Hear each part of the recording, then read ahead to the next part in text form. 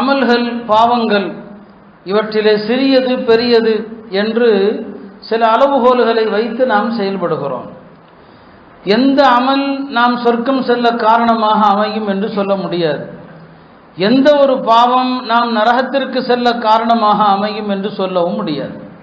சொர்க்கமும் நரகமும் நம்முடைய செருப்பு வாரை விட நமக்கு பக்கத்தில் இருக்கிறது. நபி ஸல்லல்லாஹு அலைஹி சொன்னாங்க, அல் ஜன்னத்து அக்ரபு இலா அஹதிக்கும் மின் ஷிராக்கின் அலி. சொர்க்கம் உங்களில் ஒருவருக்கு அவருடைய செருப்பு வாரை விட பக்கத்தில் இருக்கிறது. வன்னாரு மிஸ்லு தாலிக், நரகமும் அப்படித்தான். இந்த ஹதீஸுக்கு உலமாக்கள் விளக்கம் சொல்றாங்க, சொர்க்கம் நரகம் உங்களுடைய செருப்பு வாரை விட பக்கத்தில் இருக்கிறது என்றால் என்ன கருத்து? எந்த அமல் சொர்க்கத்தை தீர்மானிக்கும், எந்த பாவம் சொர்க்கத்தை தீர்மானிக்கும் என்று நாம் சொல்லிட முடியாது. நல்லறங்களில் எதையுமே இது சாதாரணமானது என்று எண்ணி நீங்கள் விட்டுவிடக்கூடாது. நீங்கள் சொர்க்கம் செல்ல அது காரணமாக இருக்கலாம். பாவங்களில் இதென்ன என்று எந்த பாவத்தையும் செஞ்சிடக்கூடாது, நீங்கள் நரகம் செல்ல அது காரணமாக இருக்கலாம் என்று இந்த ஹதீஸிற்கு அறிஞர் பெருமக்கள் விளக்கம் தருகிறார்கள். பாருங்க, இப்லீஸ் எவ்வளவு உயர்ந்த இடத்துல இப்லீஸ் இருந்தான்.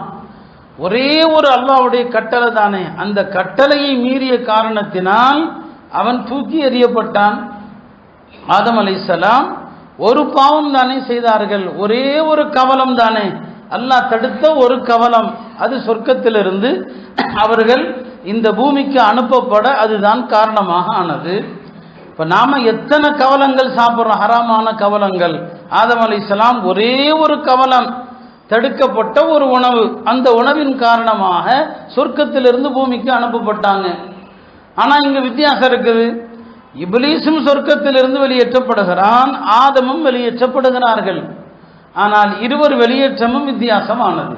இப்லீஸ் அல்லாஹ்வுடைய சாபத்தோடு வெளியேற்றப்படுகிறான், ஆதம் அலைஹிஸ்ஸலாம் அல்லாஹ்வுடைய அருளோடு வெளியேற்றப்படுகிறார்கள். காரணம் என்ன? இப்லீஸும் பாவம் செய்தான், ஆதமும் பாவம் செய்தார்கள். ஆனால் இப்லீஸுடைய பாவம் ஆணவத்தினால் வந்தது, ஆதம் அலைஹிஸ்ஸலாமுடைய பாவம் ஆசையினால் வந்தது.